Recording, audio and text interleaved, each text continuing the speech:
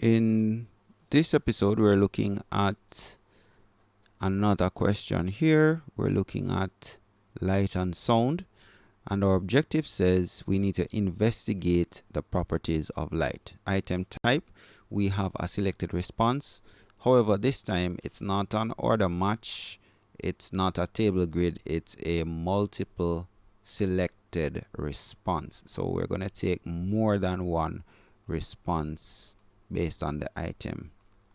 So here we have the diagram shows an overhead view of a room. They could also say a bird's eye view of the room. It says use the information to answer the item below. So here we have a solid wall. I want to think that this is a wall also going all the way around. Then we have some position here called P. We have a television, we have a center table, we have the sofa. Okay, so let's go down some more. If a person was standing at P, so let's go back to where P is. Okay, there's P. Which two statements, please make note of this, it said two statements would most likely be true if the person was unable to see the sofa. Let's go. So if the person was standing at P, here is P, which two statements, must have two, would most likely be true if the person was unable to see the sofa, and this is where the sofa is. All right, and let's look at what the options are, and remember that we have to take two. Light only travels in a straight line. Next one, light from the television was too bright. Next one, the sofa did not reflect light to the person's eyes. There was not enough light in the room. The sofa was too far. Before we go any further, let's quickly look at a video here that kind of helps us to understand the concept.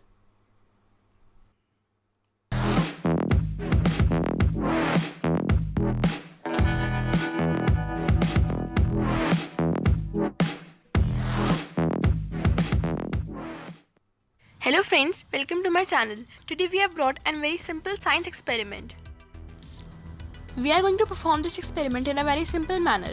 It will prove that light travels in a straight line. The materials required for this experiment are easily available at home. These are 3 old CDs, 6 plastic clips and a candle or a torch. This diagram shows what we are actually going to show in this experiment, that is, light always travels in a straight line. Let's begin. For this, what you have to do is to take a CD and make it stand upright with the help of 2 plastic clips, as shown in the video. Make sure that the CD stands perpendicular to the base. Now, do the same with remaining 2 CDs. This is how we will get a setup for our experiment. The setup is designed so that the holes are on the same height. Make sure that all the CDs are perpendicular to the base. Now, we need to ensure that all the CDs lie in a straight line. For this, mark a straight line on the base with the help of ruler. Now put all the CDs on this straight line. Now we need a candle as source of light. The candle should be in the straight line as respect to concentric holes. Make sure that the candle is on the line. Put it at the end of line. Our setup is complete now. Now lit the candles. Now see the candle through the holes of CD. Make sure that the eye level is at the straight line respect to the concentric holes. What did you see? Can you see the candle flame? What does it mean? Now displace the second CD slightly. Can you still see the flame? What does it mean? Does it prove that light travels in a straight line only? Now replace the CD. Can you see the flame again? Yes. Displacing one of the CDs blocks the path of light. The light could have bent to pass the holes of CDs, but it can't because light travels in straight line only. It can't bend and it can't change its direction. This experiment shows this very well. Guys, thank you for watching my video. Please share this video and like it too. Subscribe to. So now that we have watched the video, let's jump back to our question. And it says if the person was standing at position P, which two statements would most likely be true? If the person was unable to see the sofa. So let's go with one. Light travels in a straight line. So we would take this one because we know based on the video that light travels in a straight line and cannot change its direction on its own. So that's one of them I would take. The light from the television was too bright. I'm not going to take this one. The sofa did not reflect light to the person's eye. I am going to hold off on this one. There was not enough light in the room. Well, if there's no light, then we can't see anything. So I'm not going to include that. And the sofa was too far. Not going to take this one either. All right. So I will take A. And then I will take C. And let's investigate these a little bit more. So I'm going to go up a little bit. All right. Now, if the person is here, then light travels in straight lines from the objects to the person's eye. All right. So if the person is here, we can expect that light would be traveling from across the room in straight lines to this person's eye. Okay. So this person would be able to see in this general direction. However, at this point, based on the fact that they're at the wall, there's no angle at which light could get to their eye. So anything that is, around this side of the room, they will not be able to see because there's no light that bounces from these objects to get to the person's eye. Remember, the eye does not produce light that goes out and shines on anything. It's actually the light being reflected from the object that gets to the human eye that causes us to see. All right. All right. So let me remove some of these lines here, and then we can get back to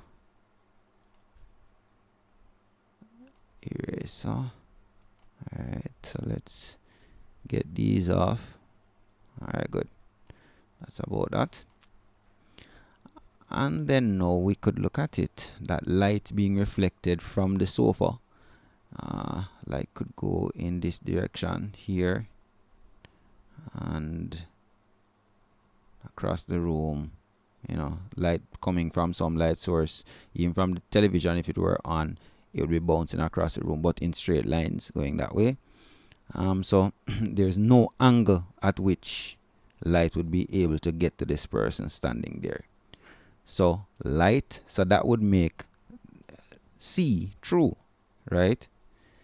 So C says the sofa did not reflect light to the person's eye. So we're seeing here that there's no scenario where light is being reflected from the sofa to the person's eye.